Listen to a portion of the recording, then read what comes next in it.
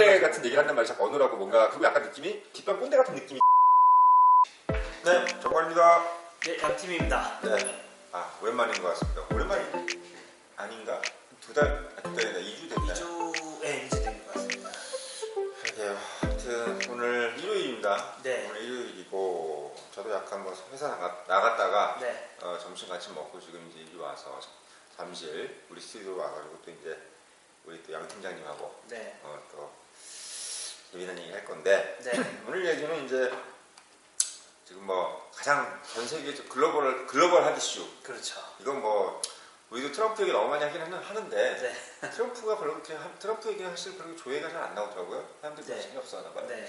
그런데 이 얘기는 어쩔 수 없어. 해야죠. 바로 바이든하고 이제 이 네. 지지율 차이. 네. 지금 나고 있는데 네. 과연 결과 어떻게 될 것이냐. 네. 11월 3일이 언제? 다음 주 아닌가? 다다음 주인가요? 네. 다다음 주인데 자 어떻습니까? 네. 지금 바이든하고 트럼프 뉴스에서 다들 많이 보셔서 아시겠지만 현재 이제 지지율은 바이든이 10월 20일 기준으로 8.9% 앞서는 걸로 나오고 있습니다. 8.9%. 네. 어떻게? 이전 16년도에 비하면 어때요? 네. 이전 2016년도에 이제 클린턴하고 트럼프 같은 경우에는 대선 2주 전에 약 5.1% 이제 포인트가 차이가 났었는데 그때보다 이제 그 이상 3% 포인트 정도 더 큰 상황이죠. 근데 그때도 이제 그 정도 차이가 났었지만 이제 미국 정치 이제 특이한 대선 시스템상 트럼프가 이제 승리하긴 했는데 그럼에도 불구하고 이번에는 그게 이제 차이가 좀 더 나니까 과연 이번에는 뭐 이제 쓰신 칼럼 제목 이게 딱 좋은 것 같습니다. 인기는 바이든 혹시 당선은 트럼프가 되지 않을까? 당선은 트럼프가 되지 않을까 이런 생각이 네. 거죠. 그런 생각을 할 수 있죠. 2016년도에 우리가 지금 미국 선거인단 한마디로 얘기하면 상하의원 주에 이제 배분된 상하의원들 숫자잖아요 이게. 예. 근데 이게 이제 워싱턴 DC 3명 포함해가지고 50개 주에 있는 상하의원들 수 네. 이게 이제 538명이잖아요. 예. 538명의 선거인단 중에서 지금 어떻게 보면 지난 2016년도에 봤을 때 클린턴이 232, 트럼프가 306을 했어요. 네.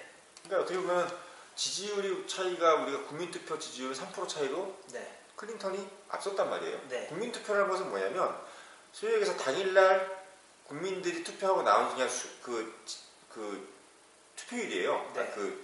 근데 거기서 이제 3% 앞섰단 말이야. 네. 근데 선거 인단으로 가니까 어떻게 되냐면 232대 306이 돼버렸단 네. 말이야. 큰 차이가 엄청나게 큰 네. 차이죠. 그러니까 이게 거의 아마 모르겠어요. 한 20% 차이가 나버렸단 말이죠. 네. 지지율을 따지면. 네네. 그러니까 이게 과연 지금 우리가 8.3%? 네. 8.3% 정도 지지율로 과연 우리가 트럼프가 진다고 얘기할 8.9% 9% 얘기로 우리가 트럼프가 진다고 확신할 수 있느냐? 네. 이 부분은 아니라는 얘기죠. 그렇죠. 예. 그래서 저는 이 미국 선거 제도를 보면 특이한 게 저희 같은 경우는 이제 투표를 하면은 이제 투표를 따라서 정확하게 딱 나오지 않습니까? 그렇죠. 예. 근데 미국은 이제 뭐 연방 국가라는 그런 특이성이 있어서 그런지 몰라도 이게 투표 한 대로 나오지 않고 뭐 선제 독시처럼 나오는데 요런 정치 제도 요런 부분을 저는 항상 이제 읽으면서도 이게 이해가 안 가는 부분이 있고 했는데 이런 부분은 이제 어떻게 되는지 설명을 저는 궁금합니다. 너무 길게 얘기하면 그러니까 짧게 말씀드리면 미국이라는 나라가 이제 처음에 네. 만들어졌을 때 그 13개 주로 만들어졌잖아요. 네. 13개 주가 이제 모여가지고 대륙회의를 열어서 결국 독립회의인데 결국 영국으로부터 자기 독립을 해서 결국은 하나의 국가로 하겠다 해서 13개 주가 모여가지고 이제 미 합중국을 만들었단 말이죠. 네. 그게 이제 만들어졌고 그 다음 미국의 역사라는 것은 결국은 주를 만드는 역사예요. 네. 한마디로 얘기하면 그러면서 13개 주에서 50개 주까지 주를 늘려나가는 거지. 네. 뭐 스페인하고 전쟁하고 프랑스한테 예를 들면 돈 주고 사고 뭐 이런 식으로 해서 영국한테 또 싸우고 이러면서 50개 주까지 만들어 나가는 과정이 바로 미국의 역사입니다. 네. 한마디로 얘기하면 미국의 정치는 연방 국가를 만들어 가는 과정이었어요. 네. 한마디로 미국은 연방 국가를 존속시키는 것이 자기들의 정치력의 가장 핵심적인 목표예요. 그러니까 뭐 우리는 이미 5,000년 동안 한 국가는 아니지만 한 민족으로서 오랫동안 살아온 경험이 있다 보니까 네. 어떻게 보면 나라의 존재 자체가 사실 뭐 이미 정해져 있잖아요. 네. 근데 미국 같은 경우는 연방 국가라는 것이 언제라도 다 흩어질 수 있고 실제로 또 연방이라는 것을 구성하기 위해서 남북전쟁 같이 한 나라잖아요. 네. 그렇기 때문에 이 연방이라는 것은 언제든지 흩어질 수 있는 것이기 때문에 헌법으로서 강하게 이걸 보존해야 된다. 네. 이런 생각이 결국은 이제 미국 대선에 들어가 있는 거예요. 그래서 어떻게 보면은 미국 정치 같은 경우는 근본적으로 상당히 보수적일 수밖에 없어요. 네. 왜? 갓파더, 즉 말하는 우리 아버지, 정치 아버지라고 하죠. 국부라고 그러잖아요, 미국은. 네. 그 국부들이 만들어 놓은 것들을 절대로 변경시키지 않는. 왜? 그걸 하나하나 변경시키다 보면은, 야, 그러면 차라리 우리 그냥 뭐하러 50개 주로 모여서랑 그냥 따따 흩어져가지고 공화국을 만들자. 이렇게 얘기하는 놈들도 생길 거란 말이야. 그러니까 결국은 처음에 그 국부들이, 야, 우리 연방제로 해서 강하게 뭉쳐 있어야 돼. 라는 얘기를 끝까지 고수해 나가려고 하는 것이 네. 이 미국 정치의 핵심이에요. 그래서 지금 보면 이제 미국은 어떻게 보면 그 선거 날도 아예 헌법이 정해놨어요. 네. 우리나라는 정해져 있지 않지만 네. 미국은 정해놨거든요. 그러니까 어떻게 정해놨냐면 각 주에서 이제 어떻게 보면 선거인단 그 국민투표를 실시하는 게 이게 각 주에서 국민투표가 11월 첫째 주 화요일이에요. 네. 그리고 11월 첫째 주 화요일에 원래 지금은 이제 미디어가 발달해가지고 뭐 인터넷으로 다 나오지만 예를 들면 100년, 200년 전에는 없잖아요. 그게. 그렇죠. 그러니까 11월 첫째 주 화요일 날 투표를 해서 선거인단에 결정이 되면 네. 그 결정된 선거인단이 워싱턴으로 모여야 돼. 아, 워싱턴. 그게 넓은 나라죠. 12월 둘째 주 수요일 둘째 주 수요일 날 네. 모여가지고 선거를 하는 거야. 네. 그러니까 어떻게 보면 한 달이 지난 11월 첫째 주 화요일에 투표한 결과를 가지고 12월 둘째 주 수요일 날 이제 모여서 우리가 투표를 하기로 하는 것이 이제 마지막인데 네. 지금은 미디어가 다 발전하다 보니까 11월 3일 날 하는 이번에 이제 다다음 주죠. 네. 그 결과에 의해서 그냥 다 결정이 돼버리는 거지. 그래서 그날 만약에 투표가 되면 이제 뭐 거의 아주 근소하지 않은 이상은 네. 뭐 승자가 결정이 되는 이런 상태가 되는데 아까도 말씀드렸지만 미국이라는 나라는 승자 독식이란 말이야. 네. 한마디로 얘기하면 각 주에서 예를 들면 51대 49야. 네. 그럼 어떻게 돼?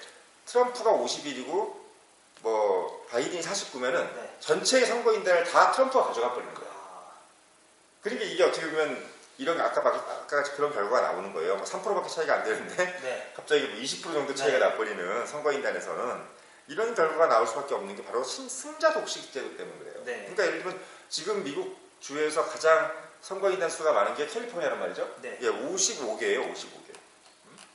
55개인데 선거인단 수가 55명인데 55명을 지금 민주당이 싹쓸이로 가져갔어. 네. 왜? 원래 캘리포니아는 다 민주당 텃밭이. 텃밭이니까. 네. 한마디로 미국 이렇게 얘기하면 되는데 그 뉴욕은 이제 29개란 말이죠. 두 번째로 많은단 말이야. 그러니까 네. 29개 뉴욕도 민주당이 다 가져가 버려. 네. 근데 재밌는 게 여기 보시면 아시겠지만 지금 많은 쪽, 이 많은 쪽에는 보면 이렇게 지금 55개 캘리포니아라든지 네. 뉴욕 29개 이런 데 네. 같은 경우는 지금 대부분 다 민주당이 압승을 하고 있는데 이쪽이 다 대도시 쪽이잖아요. 네. 다 대도시. 네. 그러니까 뭐좀 어떻게 보면 미국 지식인들은 민주당을 좀 좋아한다. 이런 개념인 거고. 네. 하지만 텍사스 38명, 네. 텍사스도 많은 편이죠. 플로리다 29개, 뭐 이렇게, 일리노이도 20개, 뭐 이런 식으로 나머지 다 하면 3개, 2개, 5개 다 이런 거예요. 여기는 뭐 인구 밀도가 거의 없다는 얘기지. 네. 유타주 뭐 이런 8개고, 이런 아리조나 뭐 이런데 11개, 뭐 이런 데에서만 이제 어떻게 보면 트럼프가 독점지로 이제 어떻게 보면 뭐 비등비등 했는데 네. 다 트럼프가 다 가져가 버렸어. 아. 그래서 306이 된 거죠. 네. 2016년.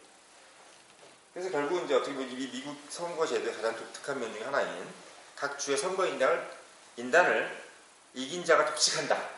이것 때문에 어떻게 보면 지금 어떻게 보면 이 8.9%의 이 지지율의 격차를 네. 우리가 믿을 수는 없는 것이 아니냐라는 네. 것이 되는 겁니다. 그래서 참 이 미국이라는 나라가 워낙 사실 뭐 그 땅덩어리도 크지만 가장 중요한 것은 연방제도라는 것을 고수하기 위해서 그 어떤 것도 자기 희생할 각오가 돼 있는 나라라는 거. 이걸 먼저 좀 알고 있어야 돼요. 네. 그래서 또 특이한 점은 요번에 사실은 미국이 그 트럼프가 이번에 그 연방 대법원 판사 있죠? 네. 그 지명을 했잖아요. 예. 요번에 누가 돌아가셨잖아요. 미국은 재밌는 예. 게 대법관 임기 종신이에요. 그것도 특이해요. 참. 네, 죽을 때까지 하는 겁니다. 그래서 네. 죽을 때까지 9명의 대법관이 죽을 때까지 하는데 최근에 발생한 사람이 누구냐면 진보 성향의 루스 베이더 긴스버그라는 이제 네. 대법관이 있는데 이 사람이 죽었어. 그러면서 이 빈자리를 지금 그때 대통령이었던 트럼프가 잽싸게 보수 성향이 젊은 여성 법관인 에이미 코니 베럿, 예, 베럿입니다. 베넷이 아니라 베럿. 그래서 에이미 코니 베럿 이름 예쁘더라고요. 인물 좋고, 예, 40대 46 정도 되는 것 같은데 상당히 그리고 이 사람 성향 자체가 네. 여자 남자를 이제 받들어야 된다 뭐 이런 생각을 가지고 있어요. 근데 되게 법관인데. 네. 그 참고로 제가 말씀드린 미국이라는 나라는 우리나라보다 훨씬 더 남성 우월주의가 강해요. 네. 보통 생각하기에는 뭐 미국이라든지 영국 같은 나라들은 더 선진국이기 때문에 한국이 오히려 더 뭐 남자들한테 맞고 살고 여자들이 미국을 안 그럴 거라고 생각하는데 미국 같은 나라는 지금도 여자들이 남자한테 총으로 살해당하는 경우가 되게 많고 네. 아주 사회 자체가 어떻게 보면 약간 남성 위주 네, 그런 사회고 영국도 사실 좀 한국보다 더 심하다. 네, 그래서 결국은 이제 미국이라는 나라가 뭐 사실 어떻게 보면 이제 이 트럼프, 이제 미국 공화당 같은 경우는 결국 뭐냐면 카우보이예요. 카우보이. 네, 미국 공화당은 우리가 보통 연상하면 이렇게 생각해요. 카우보이. 걔를 카우보이를 그러니까 지향하는 거지. 네. 뭐 서부 개척, 네. 뭔가 이렇게 넓히고, 네. 연방제 이런 걸 이제 지향하는 거고, 미국 민주당은 뭐냐면 젠틀맨. 젠틀맨. 예, 어떻게 보면 지적이어야 되고, 네. 뭔가 이런 개념. 그러니까 어떻게 보면 우리가 이제 바람강하게 사라지다를 보면은, 네. 뭐 렛 버틀러는 약간 좀 공화당 이미지고, 네. 그리고 우리 또 저기 어디야 애슐리. 네. 예? 애슐리는 약간 좀 민주당 이미지인 거죠. 민주당이죠. 이런 네. 이미지죠. 그래서 어떻게 보면 우리가 보통 한국적인 생각에 봤을 때 민주당이라 그러면은 뭔가 노동자, 농민 뭐 이런 네. 걸 되게 중요시 여기고 공화당은 뭐 자본가 이런 걸 중요시 여길 것 같은데 그거는 한국적인 개념인 거고 미국의 개념에서 공화당은 그러니까 이렇게 생각하시면 돼요. 뭐든지 어느 그 나라에 설립 초기에 있었던 분위기를 생각하시면 돼. 미국은 미국 설립 초기의 분위기가 뭐였냐면 연방 한마디로 다 같이 모여 살 것이냐 아니면 따로 분리돼서 살 것이냐 그리고 우리가 뭔가 서부를 개척해서 다 하나의 큰 국가를 만들 것이냐 아니면 그냥 개별 떨어져 가지고 그냥 자유무역을 할 것이냐 뭐 이런 개념을 생각했던 나라이기 때문에 민주당이라는 나라는 그 당은 어떻게 보면 약간 후자를 생각한 거죠. 그러니까 개인의 자유 뭐 이런 거 개인의 자유. 네. 그렇다면 공화당은 뭐냐면 개인의 자유 나도 좋은데 문제는 좀 큰 거. 연방 어떤 위대한 아메리카 뭐 이번에 나온 그런 거 있지 않습니까? 먹고 네. 사는 문제. 네. 뭐 이런 거에 이제 어떻게 집중이 돼 있는 부분이 이제 크죠. 그런 이제 미국 역사를 정말 순식간에 딱 말씀해 주셨는데 예. 네. 우리나라 입장에서 우리 사람 입장에서는 이제 투표를 하면은 51대 49여도 그게 대표성이 적용돼야 된다고 해가지고 아마 우리나라 같으면 반란이 일어났을 거예요. 반란이 났죠.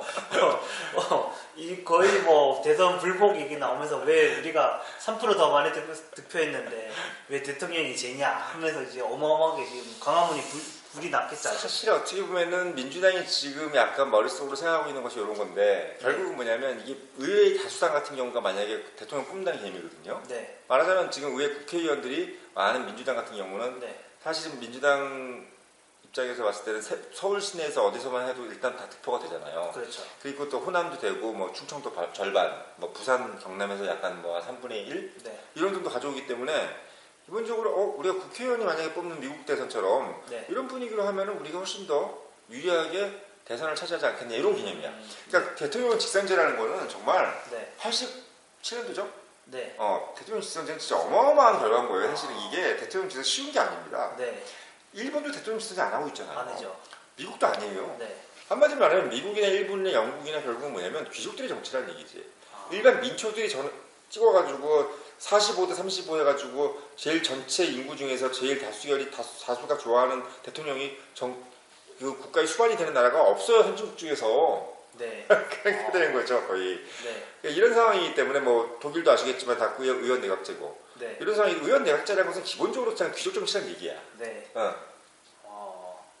우리나라 사람 성향으로는 뭔가 의원내각제는 안 맞는다는 그 생각을 많이 했는데 제도에 대한 설명을 들으니까 확실하게 우리나라가 대통령 직선제를 하는 게 맞지 않나 대통령 직선제야말로 다 가장 한국적인 정치 이데올로기 아니겠습니까? 아싸라게 네. 한 판에 끝내는. 네. 예. 인구 5천만 투표 인구만 3천만이 넘는 나라에서 그렇게 하기가 쉽지 않은데 뭐 별탈 없이 별 없이. 네. 뭐 다음 대선 때도 코로나가 있을지 모르지 이번 총선 때는 코로나 중에서도 뭐 별탈 없이 잘 되지 않았습니까? 우리나라가 참 재밌는 정치인 게 뭐 얘기하다 얘기하지만 네. 우리나라는 재밌는 정치인 게 절대 승자 독식을 인정하지 않는 나라예요. 네. 심지어는 어떻게 보면 대통령 중심제라는 것이 사실 어떻게 보면 반대로 얘기하면 대통령 되면 모든 거 다 할 수 있다는 얘기거든요. 그렇죠. 상권 분립이 돼 있긴 하지만. 네. 근데 우리는 결국 뭐냐면 대통령 선거 또 하고 나면 또 뭐 해야 되냐면 국회의원 선거에서 또 결국은 절반을 또 견제하고. 네. 그러면 또 국회에서 3분의 과반수가 안 되면 또 식물 대통령 되고. 네. 뭐 이렇기 때문에 뭐 대통령 중심제 해놓고도 또 의원 수가 적으면 또 자기 힘을 발휘할 수 없는. 한마디로 보면 견제의 견제가 균형의 균형이 맞춰져 있는 나라이기 때문에 좋게 얘기하면 뭐냐면요. 정말 견제와 균형이 잘 이루어져 있는 정치 세계예요. 예. 막을 수가 없어요, 뭘. 지금 보세요. 뭐 물론 이 우리나라 지금 윤석열도 이제 좀 이따 얘기하겠지만 네. 뭐 그런 거 아니겠어요? 뭐 검찰총장이 마음대로 못하잖아 지금. 네. 그러니까 제가 언젠가 예전에 뭐 어떤 수업이나 세미나에서 한번 제가 얘기한 적이 있었는데 민주주의 어떤 역사 말고 이제 제도적인 측면에서는 나는 미국보다 우리나라가 더 좋은 나라라고 그런 거 지금은 그래요. 생각할 수 있다고 생각한다. 굉장히 견제 시스템이 잘 돼 있고 탄핵 소추를 시도했고 그 뒤에 이제 탄핵 소추를 해서 실제로 탄핵까지 이루어지고 대통령이라고 하나도 잘못하면은 이제 그냥 보내겠다. 뭐 그게 이루어지는 나라잖아요. 저도 정치학도지만 진짜 대한민국 정치만큼 민주주의적인 나라는 없어요. 네. 이제 혹자가 이제 정치를 가지고 살아있는 생물이라고 했는데 그 살아있는 생물 중에서 제가 생각할 땐 네. 대한민국의 정치가 가장 활발하게 팔딱팔딱 뛰는 하루처럼 팔딱팔딱 뛰는 그런 생물이 아닌가 싶습니다. 자, 뭐 그래서 요 트럼프 얘기를 잠깐 하나 더 하면 근데 트럼프가 이번에 또 재밌는 게 예. 패배할 경우 또 불복을 하겠다는 얘기가 그거를 미리 대놓고 얘기를 하시더라고요. 한마디로 패배할 때 경우는 난 불복하겠다고 하는데 재밌는 거는 뭐냐면 지금 미국 역사상 네. 불복을 했던 대통령은 없었다는 거. 네. 왜냐면 이게 미국 법에 대통령이 내가 패배를 인정을 해야만 이제 이게 권력 이양이 되는 거래요. 그것도 또 신기하죠. 네, 어떻게 보면 신사의 법령이지.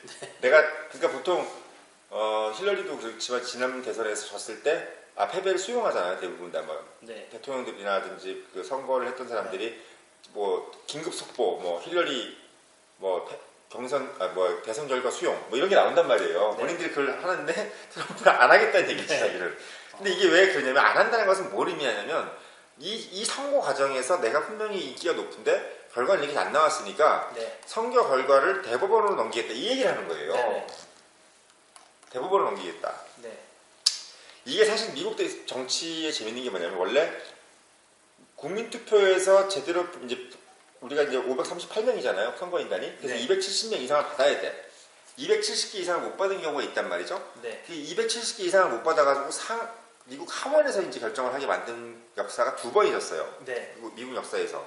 그게 뭐냐면 누구냐면 하나는 제퍼슨. 네. 예. 제퍼슨. 예. 제퍼슨이 하나였고 또 하나가 누구였냐면 무슨 뭐 앤드류 잭슨인가? 네. 예. 앤드류 잭슨이라는 분이 있어요. 그러니까 미국에서는 보면은 그 270표 이상을 받지 못해가지고 하원에서 이제 결정을 됐던 경우가 거의 없다는 얘기지. 네. 한마디로 얘기하면 거의 네, 없다라고 봐야겠죠. 거의 없다는 얘기예요. 그러니까 이런 상황이기 때문에 제가 봤을 때는 앤드류 잭슨 맞네요. 토마스 제퍼슨하고 이제 앤드류 잭슨 1800년도 선거에서 토마스 제퍼슨 대통령이 1800년, 앤드류 잭슨이 1824년 딱 두 번밖에 없는 거예요. 지금까지. 네.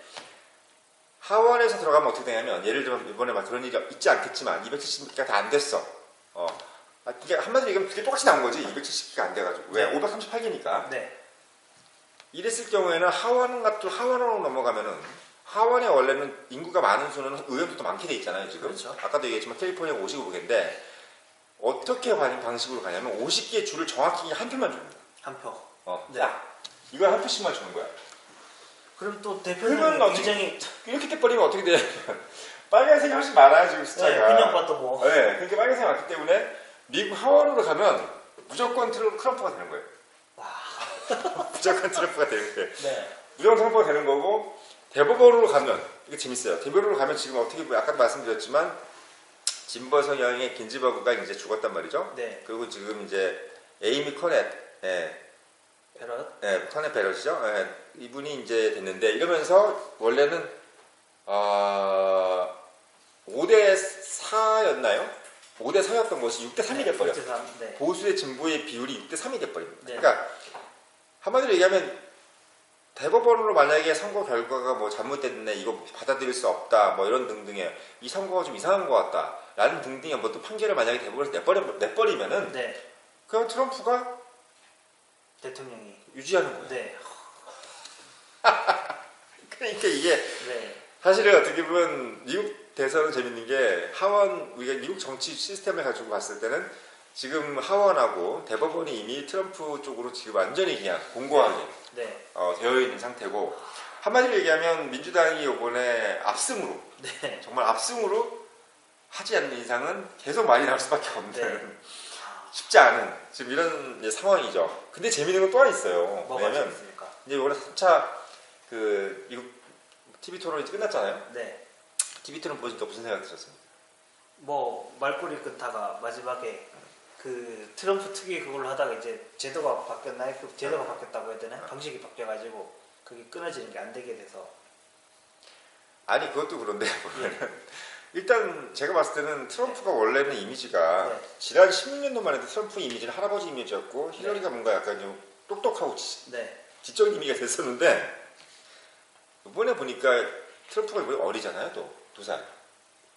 그렇죠. 트럼프가 바이든이 어려요. 생각보다 상당히 바이든이 많죠. 나이가 많단 말이에요. 네. 지금 그런 상황이기 때문에 거기다가 트럼프는 상당히 총명하고 네. 매우 속사포로서 빠른 얘기를 하는데 바이든은 벌써부터가 말이 어눌해요. 네. 지금 바이든가 말 실수도 노인네 자꾸 같은 해가지고. 얘기를 한단 말이에요. 자꾸 어눌하고 뭔가 그리고 약간 느낌이 뭐 뒷방 꼰대 같은 느낌이 자꾸 든단 말이에요. 뭐 하자 그러면 생각 좀 해보자 그러고 네. 아 그거 좀 천천히 뭐 이런 느낌이 든단 말이지. 네. 그러니까 안정감은 있어 보일 수 있으나 대통령으로 봤을 때 특히 미국같이 큰 나라를 이끌어야 될 뭔가 이 대권을 행사해야 될 그 대통령으로 봤을 때 뭔가 신속하지 못한 느낌 그리고 뭔가 리액션이 좀 느린 느낌 네. 이 느낌이 왠지 시청자들이나 예산 봤을 때는 바이든이 좋긴 한데 네. 막 젠틀맨 이런 것도 좋은데 너무 늙은 젠틀맨이다 이 느낌이 드는 거예요. 일단 네. 그래서 이번에 3차 투문을 보니까 지금 이런 인바이러먼트, 이런 폴리티컬 인바이러먼트에 플러스 네. 지금 현재 그 휴먼, 네. 뭐 휴먼 인바이러먼트라고 그러나요? 뭐 아무튼 그 인물의 어떤 그 호감도로 봤을 때도 트럼프가 원래 별로였는데 네. 이제 올라가는 것 같은 느낌이에요. 네. 그래서 마지막에 갔을 때는 결국은 저는 예상으로 네. 트럼프 이긴다고 봅니다. 트럼프가 이기는 예상. 예. 이거 오늘 성지 갑니까? 그래서 그런 실패하면서 거죠. 되면은. 트럼프가 되는 거죠. 네. 그래서 한 가지 재밌는 거는 이제 베팅 업체, 미국은 이제 베팅이나 이런 게 합법이지 않습니까? 네네. 그래서 베팅 업체에서도 이제 일단은 우위는 바이든이 우위를 차지하고 있으나 과거 2016년 대선, 그다음에 아까 말씀하신 이런 것 때문에 베팅 업체들이 거기는 돈이 걸려서 굉장히 신중한. 왜냐하면 돈이 걸려 있는데 그것도 네. 마찬가지예요. 사실 돈이 걸리지만 자기 돈이 아니란 말이죠. 그렇죠. 그렇기 때문에 자기 돈 같았으면 감으로 트럼프를 딱 미는데 네. 자기 돈이 아닌 입장에서 괜히 감으로 트럼프 밀었다가 욕을 먹을 수 있잖아. 너 네. 지지율이 지금 바이든이 높은데 왜 트럼프에다 걸었어 새끼야. 이렇게 뭐라 그러는 거야. 그러니까 어쩔 수가 없는 거야 이 사람들은. 그냥 지지율대로 따라가는 거예요. 네. 자산 운용사 이런 사람들이 그럴 수밖에 없는 거잖아. 네네. 예. 그래서 베팅 업체에서 정말 살얼음 걷듯이 굉장히 조심스럽게 예측하고 있다는데 여기 정말 그 앞으로 이 예언자로 아마 성지로 될 본부장님이 이게 맞으면은 저희가 방송 나갈 때쯤이면은 아마 거의 근접한 11월 3일에 근접한 날이 될 네, 날짜가 트럼프가 될 것 됐다고 같은데. 봐요. 예, 저는 뭐 확실합니다. 확실한. 청년님 뉴스룸에서 확실합니다. 저희 이 영상 대박 터지겠어요. 대박 터지는 거죠. 알겠습니다. 요 정말 본부장께서 예언을 해주셨는데 방송에 나갈 때 저희가 저는 예언자와 함께한 순지적인 이런 장소가 이곳이 뉴스룸이 되면 좋겠습니다. 네. 네, 그러면 오늘 여기까지 하겠습니다.